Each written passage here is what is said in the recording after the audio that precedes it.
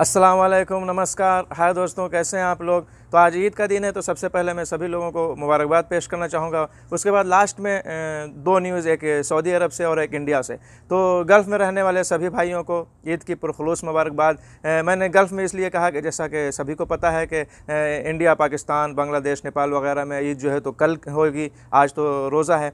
तो यहाँ गल्फ़ में जितने भाई लोग हैं उन लोगों को सभी को ईद की पुरखुलूस मुबारकबाद मैंने पेश की। और आप लोग कमेंट करके बता सकते हैं कि आप लोगों ने कहाँ कहाँ रहते हैं और किस जगह पे कहाँ पे नमाज़ अदा किया आप लोगों ने। जैसा कि मैंने परसों दिन की वीडियो में आप लोगों को इन्फॉर्म किया था, बताया था, ये मैंने टिकटॉक पे भी ये खबर शेयर किया था कि सऊदी अरब में जो कि मदीना मुनव्वरा या मक्का, जद्दा वगैरह में रहते हैं, उन लोगों के लिए नमाज ईद अदा करने के लिए किसी इजाज़तनामे की ज़रूरत नहीं है। यानी कि यहाँ पे कंफर्म किया गया था मिनिस्ट्री ऑफ हज उम्रा की तरफ से कि बिना किसी इजाज़तनामे के तमन्ना तवक्कुलना के ज़रिए जिस तरह उम्रा वगैरह के लिए लेना पड़ता, वो सब चीज़ की ज़रूरत नहीं है ईद की नमाज़ के लिए।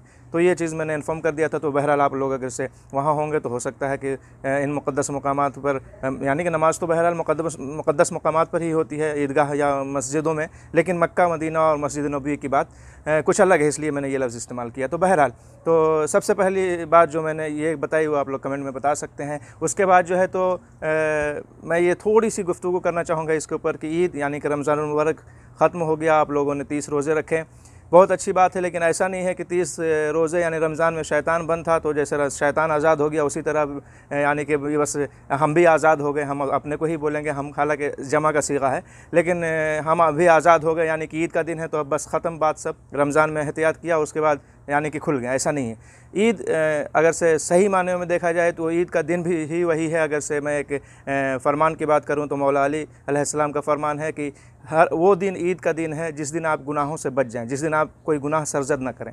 तो ईद जो है तो गुनाह करने का नहीं बल्कि गुनाहों से बचने का दिन है।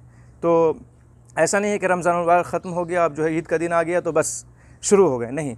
ईद भी जो है तो गुनाहों से बचने का दिन है। ऐसे तो किसी दिन भी गुनाह नहीं करना चाहिए, लेकिन ये ईद की जो बात बता रहा हूँ मैं, तो ईद भी गुनाहों से बचने का दिन है। तो इस तरह शैतान आज़ाद हुआ है, इंसान भी एकदम बिल्कुल जो है तो आज़ाद होकर और दुनियादारी में मसरूफ़ ना हो जाए और गुनाहों में मुब्तला ना हो जाए।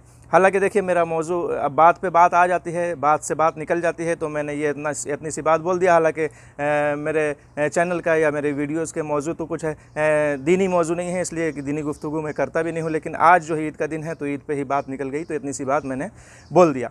और जैसा कि मैंने वीडियो के शुरू में कहा कि मैं बात करूँगा एक सऊदी अरब से और एक इंडिया से। तो सबसे पहले मैं बात करना चाहता हूँ सऊदी अरब से। तो मिनिस्ट्री ऑफ हज उम्रा ने कहा है जितने भी उम्रा करने वाले लोग हैं सभी को मुखातिब करते हुए उम्रा ज़ायरीन से कहा है कि वो अपने सामान का साइज़ और वज़न का, तसरीहात का ख्याल रखें। और यहाँ पे मिनिस्ट्री ने सभी सऊदी उम्रा कंपनियों से भी ये बोला है कि जितने लोग उम्रा करने जाते हैं उन्हें वक्त की पाबंदी से, यानी कि ये कि वहाँ पहुँचने के लिए, फ़्लाइट के लिए, और वज़न के वगैरह वज़न के हिसाब से बताया जाए, और साइज़ वगैरह जो है जो कि कुछ आप लगेज लेते हैं, बैगेज के क्या साइज़ होने चाहिए, इस सब से आगाह, ये सब चीज़ों से आगाह किया जाए। और यहाँ पे देखिए, जब बात निकल गई है तो मैं इतनी सी बात इसको आगे बढ़ाते हुए एक बात और जो है तो कंफर्म करना चाहता हूँ। जैसा कि आप लोगों ने बहुत ही अफवाह सुना होगा, देखा होगा कि कार्टून के हवाले से, जैसे कि कार्टून ले जाना अलाउड है या नहीं है, आप ले जा सकते हैं या नहीं। इस मामले में जो है तो इतनी अफवाह फैल गई है कि कोई भी जाने वाला,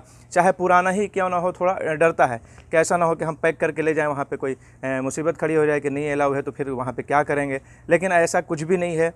कार्टून लेके जाना मना नहीं है, अलाउ है, लेके जाया जा सकता है। बस आप जो है तो कार्टून को थोड़ा अच्छा चौकोर बनाएं और अच्छे से पैक करें। और अगर से रस्सी भी बांधते हैं तो बांध सकते हैं, लेकिन उसके बाद जो है तो आप उस पर तकलीफ़ लगा दें। तकलीफ़ यहाँ अरबी बोल दिया मैंने, यानी कि आप लेमिनेशन कर दें उसके ऊपर जो है तो प्लास्टिक चारों तरफ से। आप खुद से भी कर सकते हैं, या नहीं तो वहाँ एयरपोर्ट पर भी ये सुविधा उपलब्ध रहती है, वहाँ पर कराएँगे तो आपको कुछ 25-30 रियाल जो भी लगता हो वहाँ पर लगेगा। तो वो लेमिनेशन करने के बाद कोई भी प्रॉब्लम की बात नहीं है। अगर से एक बात यहाँ पे और कंफर्म कर दूँ कि अगर से आप सऊदी एयरलाइन से जा रहे हैं तो पैकेट जो है 2 पैकेट ही बनाएं, 23-23 किलो का। 46 किलो का लगेज होता है सऊदी एयरलाइन में, तो 23-23 किलो का। ऐसा नहीं कि एक 30 का बना दें, एक जो है तो 16 का बनाए, ऐसा नहीं। बराबरी का थोड़ा मीज़ान रखें, 23-23 किलो का बनाने के लिए बताया गया है। तो इस हिसाब से जो है तो जो अफवाहें फैल रही थी, हालांकि अगर मैंने इतना इसके से क्यों बोला, मैं खुद अभी थोड़े दिन पहले ही एयरपोर्ट पे एक लड़के को छोड़ के आया हूं, जो कि एक उसके ट्रॉली था और एक जो है कार्टून में सामान था, लेकिन वहाँ पे कोई भी प्रॉब्लम नहीं हुआ। हालांकि जहाँ से टिकट लिया था उससे भी जब उसने पूछा तो बोला कि अपने यहाँ से कार्टून बांध के ले जाओगे तो क्या वहाँ पर कुछ स्पेशल कौन सा कार्टून एयरलाइन का होता है वहाँ पता करना पड़ेगा। तब हालांकि मैंने कहा कि नहीं कोई बात नहीं है, लेके गए और कुछ भी वहाँ पे मसला नहीं हुआ, ना वज़न का कुछ मसला हुआ, हालांकि 1 आध किलो ज़्यादा भी था, लेकिन बहरहाल वो तो अलग मसला हो गया। आप अपना मीज़ान करके ही ले जाएं, बराबर ही ले जाएं, ज़्यादा ले जाने के लिए मैं नहीं कह रहा हूँ, लेकिन कार्टून में ले जा सकते हैं, उसके लिए कोई भी पाबंदी नहीं है, ठीक है।